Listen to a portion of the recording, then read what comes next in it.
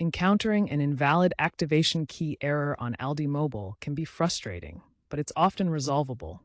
This error typically arises when activating a new SIM card. The activation key, a 16 to 20-digit alphanumeric code unique to your SIM kit, links the SIM to your account. First, meticulously double-check the code for any typos. The ALDI Mobile app, updated in July 2025, version 4.2.1, now features a QR code scanner to avoid manual entry errors.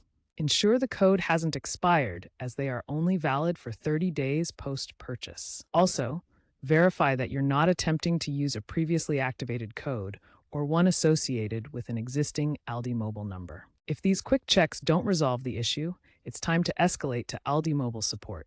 If the activation key is entered correctly and hasn't expired, contact ALDI Mobile support at 1-855-253-4732 or through the in-app chat.